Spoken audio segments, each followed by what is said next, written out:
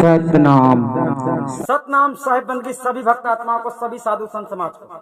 आज आप देख रहे हैं कैरम बोर्ड किंग, यानी कैरम बोर्ड किंग के माध्यम से हम आपको क्या समझाना चाहते हैं, ये आपको अच्छी तरह से पहले खेल को देखो। खेल में ये देखो कि कैरम बोर्ड किंग क्या करता है।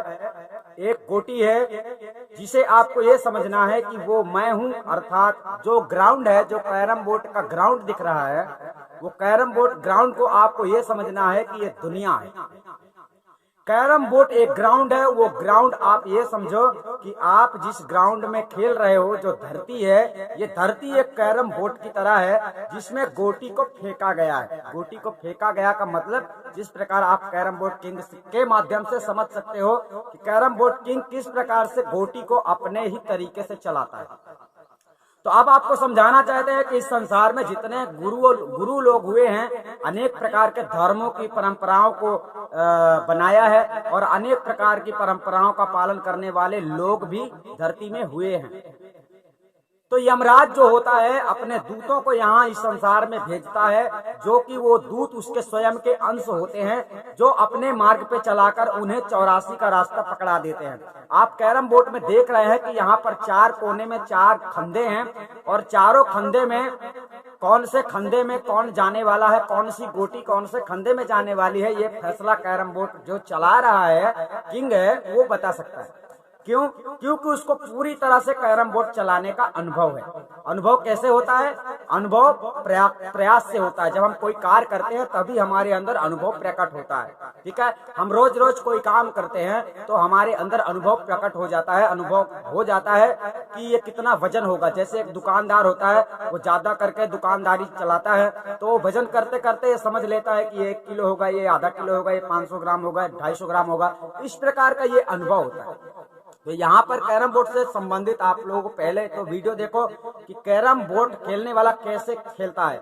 गोटी अब यहाँ पर आप लोगों को अपने अनुसार समझना है कि धरती में आप लोग आए हो, आप कैरम बोर्ड के अंदर हो। एक लाल गोटी जो खेल रहा है, लाल गोटी को जहाँ चाहता है वो गोटी वहीं पर जाती है। उसका फैसला कौन करता है? जो सफेद गोटी है, जो गुरु नाम से जानी जाती है, यानी सफेद गोटी गुरु है और लाल गोटी शिष्य है। आपको ये समझना है गुरु। अब वो लाल गोटी को चलाने वाला कौन है? सफेद गोटी। सफेद गोटी जो है वो गुरु है और इस संसार में गुरु ही सबको चलाता है। और गुरु के ही बताए मार्ग पे चलने से, गुरु के सहारे, गुरु के द्वारा, गुरु की कृपा से, गुरु के कर्म, गुरु के बताए हुए सत्य मार्ग पे चलकर मनुष्य अपने मंजिल को प्राप्त करता है। अब सबसे पहली बात है कि यहाँ पर आपको उदाहरण दिया जा रहा है कि पहले कैरम बोर्ड को आप अच्छी तरह से देखिए कि वो कैरम बोर्ड आपको मिल जाए और आपको ऐसा बोला जाए, आपके साथ ऐसा चैलेंज किया जाए तो आप शायद असफल हो जाएंगे, क्योंकि आपने केवल देखा है और आपने केवल सुना है। और आपको जब तक कैरम बोर्ड जैसे खेलने वाला किंग है, अगर वो आपको आपका गुरु बन जाए और आप उसके शिष्य बन जाए और अगर वो आपको चाहे तो आपको सिखा सकता है। आपको उसमें मेहनत करनी पड़ेगी। आपको आपका पैसा भी लग जाएगा, खर्चा भी लग जाएगा, खाना भी लग जाएगा, समय भी नष्ट हो जाएगा, तब चल के आप कहीं कैरम बोर्ड को अच्छी तरह से समझ पाओगे जिस प्रकार से वो तुम्हें समझाएगा। इसी प्रकार से संसार में गुरु होता है। लेकिन आज के डेट में पाखंडी गुरुआ लोगों ने किताबें पढ़ पढ़कर ज्ञान देना प्रारंभ किया है, जिसके कारण दुनिया भटकते ही जा रही है, यानी उसे सत्य मार्ग नहीं मिल पा रहा है। जिस चीज की दुनिया बात करती है, परमात्मा की बात करते हैं, तो इनके लिए प्रमाण करने का केवल एक पन्ना ही है किताब का। किसी ने गीता उठा के बता दिया, किसी ने कुरान उठा के बता दिया, किसी ने फलाना ढिमका अनेक प्रकार के ग्रंथों को उठाकर बता दिया, लेकिन ये नहीं बताया कि परमात्मा कैसा है, उसे दिखाया नहीं। कोई भी इस संसार में ऐसा ज्ञानी नहीं दिख रहा है जो तुमको परमात्मा सत्ता के ज्ञान से परिचित करा सके कि परमात्मा इस प्रकार का होता है, ये परमात्मा है। केवल उदाहरण देते हैं और उदाहरण तो एक एग्जाम्पल होता है।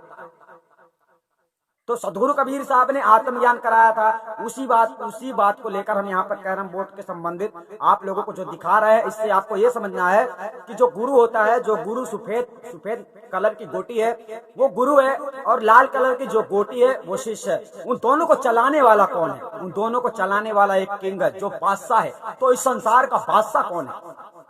तो इस संसार का बादशाह इस संसार का, इस धरती का बादशाह है निरंजन, और निरंजन का भी बाप, निरंजन का भी बादशाह माना जाता है परमात्मा, क्योंकि परमात्मा पार ब्रह्म से पहले कोई भी नहीं था। उसके बाद ये चेतन आत्मा रूप में निरंजन उत्पन्न हुआ। इसके बाद इसने सृष्टि की रचना की है और इसने अपने सृष्टि को, अपने जगत को अपने ही अधीन करके रखा हुआ है, और इस बात को आप लोग समझ नहीं पाते। तो अब आपको गुरु की आवश्यकता पड़ती है। तो निरंजन अपना पासा फेंकता है, अपना पासा फेंकता है, यानी सफेद गोटी उसका पासा है। जो सफेद गोटी, जो नकली गुरुआ, पाखंडी गुरुआ इधर हैं संसार में, वे नकली गोटी जो सत्संग को है, आप लोग देख सकते हैं कि जो सफेद गोटी है, सफेद गोटी से जब वो मतलब इस धरती में नचाएगा, मतलब जो सच्चे संत होते हैं, सच्चे सदगुरु होते हैं, वो जगत के उद्धार करने के लिए ही पैदा यानी आते हैं जगत में। और जब तक संत जगत में नहीं आते हैं, जब तक सतगुरु जगत में नहीं आता है, तब तक मार्ग नहीं मिलता है। तो इसी प्रकार से पार ब्रह्म परमात्मा की ओर से सदगुरु कबीर साहब आए, और सदगुरु कबीर साहब ने ऐसा पासा फेंका है कि उस पासे के अनुसार अगर शिष्य चल पड़ा, यानी वो सतगुरु कबीर साहब के बताए अनुसार अगर कोई संसार में, इस संसार में अगर शिष्य चल पड़ा, कबीर साहब के बीजक के उपदेश के अनुसार जो संविधान बताया है साहब ने, उस संविधान में जो चल पड़ा, वो निश्चित करके मुक्ति को प्राप्त होगा, यानी मोक्ष प्राप्ति उसकी निश्चित रूप से होगी। तो यहाँ पर सदगुरु कबीर साहब के द्वारा जो फेंका गया पासा है, वो पासा कबीर साहब का बीजक है, जिस ज्ञान के माध्यम से आप लोगों को सफलता प्राप्त हो सकती है। और निरंजन का फेंका हुआ पासा ये है, जो हिंदू है, मुसलमान है, सिख है, ईसाई है, यानी अनेक प्रकार के धर्म, अनेक प्रकार के देवी देवता, अनेक प्रकार की भक्तियां बताने वाले, अनेक प्रकार की साधना बताने वाले, यज्ञ है, जप है, तप है, योग है, समाधि है, दुनिया भर की नौटंकी करने वाले, ये भ्रमित करने वाले, यानी कि संसार में जितने लोग हैं जो परमात्मा से आपको नहीं मिला पाते हैं, फिर भी आपको गुरु ज्ञान देते हैं, शिक्षा देते हैं। कोई कृष्ण की बात करता है, कोई राम की बात करता है, यानी कोई जो कल था वो आज नहीं है, तो वो सत्य नहीं हो सकता है। जो कल भी था और आज भी है, वही सत्य है। ऐसी बात सदगुरु ने बताई है कि तीनों जो हमेशा रहता है, सदा से है, सदा रहेगा, ऐसा ही परमात्मा का स्वरूप ज्ञान है। उस परमात्मा स्वरूप ज्ञान को आप समझने के बाद में, एक बार जब आप समझ जाते हैं, तो आपके अंदर से भ्रम समाप्त हो जाता है। तो कैरम बोर्ड से आपको क्या शिक्षा मिलती है? कैरम बोर्ड खेलने वाला खिलाड़ी खेल रहा है, देखो उसने वर्तमान में उसने गोटी मारी, आप देखोगे वर्तमान में वो गोटी मारता है और फैसला कर देता है कि ये गोटी कहाँ जाएगी।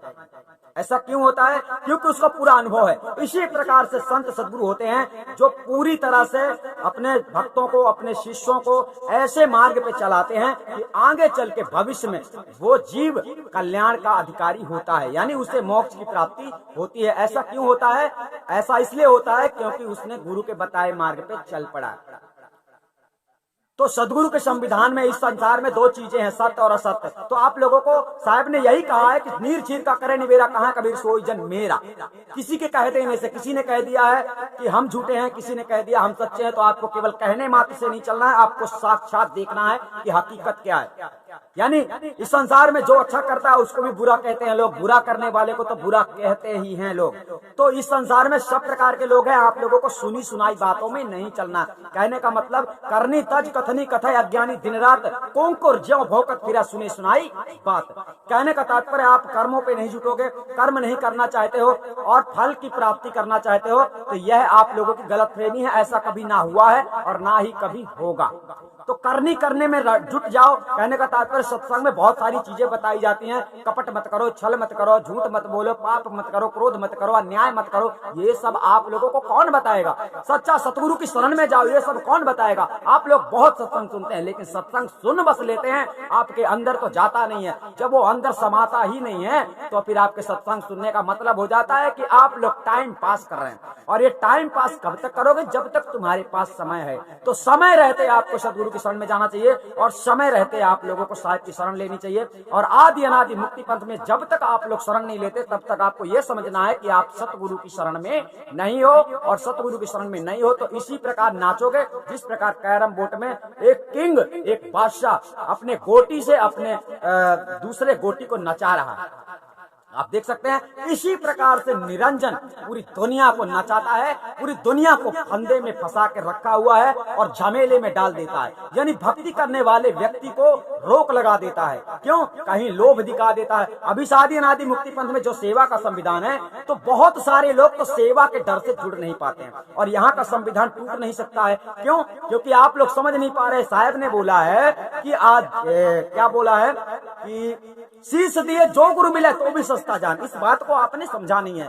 शीश दिए, यहाँ पर शीश ही मांगा जा रहा है और आपको देना पड़ेगा। शीश देने का मतलब जब संस्था में आप जुड़ जाते हो ना, तो आप मनमानी नहीं कर पाते हो। मनमानी करने की आज्ञा आपको नहीं होती है और अगर मनमानी करना है तो आदि अनादि मुक्ति पंथ में जुड़ने की जरूरत नहीं है, यही बताया गया है। तो इसलिए आदि अनादि मुक्ति पंथ के कड़े नियम आप लोगों को भक्त बनाकर मोक्ष की प्राप्ति करवाने तक का दावा रखता है। ऐसा तब होगा जब आप हमारे बताए मार्ग पे चलोगे। यानी आपकी स्थिति के अनुसार ही हम आपको सब कुछ समझाते हैं। आपकी स्थिति कैसी है, उसी स्थिति में आपको कार्य करना है। आपको रहनी गहनी सुधार के चलना है और आत्मज्ञान कराना भेदी गुरु का कार्य है। आप आदि अनादि मुक्ति पंथ में आ जाते हो तो ये समस्या आपकी खत्म हो जाती है। मगर कोई आदमी ऐसा सोचता है तुम्हारे पास कैरम बोर्ड भी नहीं है और तुम्हारे पास कैरम बोर्ड की गोटी भी नहीं है और तुम बताने लगोगे, दुनिया को बताने लगोगे मैं बहुत बड़ा कलाकार हूँ, मेरे पास बहुत बड़ी कला है, मैं कैरम बोर्ड का बादशाह हूँ। तुमने कुछ भी नहीं जाना, कैरम बोर्ड को खेला भी नहीं है। जिस प्रकार ये गोटी को अपने इशारे पे नचा रहा है,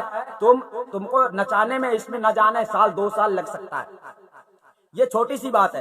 तो मोक्ष की क्रिया जो है, जो मोक्ष में करना पड़ता है, उसे करने में, पूरा करने में कितना समय लग सकता है, ये हम तुमको क्या बता दे। पूरा जीवन कम पड़ सकता है। इसलिए जल्द से जल्द आदि अनादि मुक्ति पंथ में आप लोगों को जुड़ना चाहिए, क्योंकि 20 मार्च से जो है परिवर्तन होने वाला है, नियम चेंज होने वाला है। उस नियम के चेंज हो जाने के बाद जिनकी ज्यादा उम्र हो गई है वो समस्या में पड़ जाएंगे। यानी इस जन्म में तो उनको मरना ही फिर निश्चित हो जाएगा। क्योंकि आप लोग अगर सत्संग सुन रहे हैं और शरण में नहीं आ रहे हैं, आप लोग पैसों का मोह देखते हैं, लोभ कर रहे हैं, तो फिर आदि अनादि मुक्ति पंथ से ठुकरा दिए जाओगे। ठुकरा दिए जाने का मतलब ये है कि आदि अनादि मुक्ति पंथ में एक बार जब नियम लागू हो जाता है तो वो नियम फैल नहीं हो सकता है और ना ही किया जा सकता है, कोई भी नहीं कर सकता है। क्योंकि आदि अनादि मुक्ति पंथ हम स्वयं ही हैं। हमने 3 प्रकार की आदि अनादि मुक्ति पंथ की आप लोगों को व्याख्या समझाई थी कि आदि अनादि मुक्ति पंथ सर्वप्रथम सदगुरु देवराज है, जो हमारे गुरु माने जाते हैं, प्रथम गुरु। और दूसरा आदि अनादि मुक्ति पंथ संत देवराज माने जाते हैं, जिन्होंने मतलब इस धरती में सत्य का ध्वजा गड़ाया है पुनः 2020 में। सत्य का ध्वजा तो कब से गड़ा है, सतयुग से गड़ा है, परंतु वर्तमान में आदि अनादि मुक्ति पंथ जो स्थापना हुई है वो हुई है 20 मार्च। तो 20 मार्च 2020 को इसकी स्थापना हुई है। और आप लोगों को आदि अनादि मुक्ति पंथ में जब आप आ जाते हैं तो पूरी क्रिया कला आपको समझाया जाता है। यानी सार सबक हमें आपको देना है, आपको ज्ञात करवाना है कि सार सबक क्या है। इसके बाद हमको ये भी बताना है कि इसमें तुम रमण कैसे होगे। इसके बाद ये भी बताना है दुनिया का संविधान क्या है, इस दुनिया में कैसे रहना है तुमको। इसके बाद हमको ये भी बताना है कि तुम मरने के बाद जब तुम वैकुंठ में जाते हो तो तुम्हें क्या जवाब देना है जब वो सवाल करेगा, ये भी हमको ही बताना है। लेकिन तुम्हें विश्वास नहीं हो रहा है, तुम्हें खेल लग रहा है, तुम्हें मजाक लग रहा है। तो जो व्यक्ति परमात्मा को खोज रहा है या कि आत्मा को खोज रहा है या कि आत्मज्ञानी होना चाहता है, तो साहब ने तो सीधे सीधे कहा है कि आप लोगों को सतगुरु की शरण में जाना चाहिए, भेदी गुरु की शरण में जाना चाहिए। ठीक है, भेदी सदगुरु खोज ले वस्तु हाथ की हाथ, वस्तु कहीं खोजे कहीं वस्तु ना आवे हाथ, और भेदी गुरु को साध ले वस्तु हाथ की हाथ। तो इसी बात को, किसी भी प्रक्रिया को अच्छी तरह से जानने के लिए, समझने के लिए गुरु का महान दर्जा होता है, गुरु का दर्जा महान होता है। तो सबसे पहले आपको वो वस्तु चाहिए जो वस्तु आपके काम की। और आपकी वस्तु, इस संसार में बहुत बतंगड़ करने वाले लोग हैं, बहुत सारी बातें करते हैं, ऐसा लगता है कि इन लोगों ने खुद ही जाके सब कुछ देखा है। जैसे राम के बारे में बहुत कुछ बताते हैं, कृष्ण के बारे में बहुत कुछ बताते हैं, ऐसा बताते हैं कि लगता है कि ये लोग स्वयं ही उस समय देख रहे थे। जब हम उस समय थे नहीं, उस समय मौजूद नहीं थे, तो हमें विचार करना चाहिए कि कितना सत्य हो सकता है, कितना गलत हो सकता है, इसका निबेरा करना चाहिए। साहब ने यही कहा है, नीर सिर का करे निबेरा, कहाँ कबीर सोई जन मेरा। तो आप लोगों को ध्यान से समझना है, अच्छी तरह समझना है कि आप लोगों को कोई नचा रहा है, यानी आप मन के अधीन होकर कार्य कर रहे हो। इसलिए मनमानी करने वाले, मनमानी भक्ति करवाने वाले, मनमुखी भक्ति करवाने वाले गुरु आप लोगों को पसंद आते हैं। लेकिन आदि अनादि मुक्ति पंथ में आपसे मनमानी, आपको मनमानी मनमानी नहीं छुट्टी दी जाती है कि आप जो चाहे सो करो। जितना संविधान के अंतर्गत धरती में आए उसी संविधान के अंतर्गत तुम्हें चलकर मोक्ष प्राप्ति होगी। इसीलिए आदि अनादि मुक्ति पंथ का संविधान सबसे टाइट है। आपको हम बताएंगे। फिर अधिक जानकारी प्राप्त करने के लिए आप संपर्क भी कर सकते हो। हम आपको फिर मिलेंगे। सतनाम साहेब बंदगी। आप बताइए कैरम बोर्ड खेलने वाले किंग से आपको क्या शिक्षा मिलती है? जो भी शिक्षा मिलती है और जो भी समझ में आता है आप हमें फोन करके बता सकते हैं। सतनाम साहेब।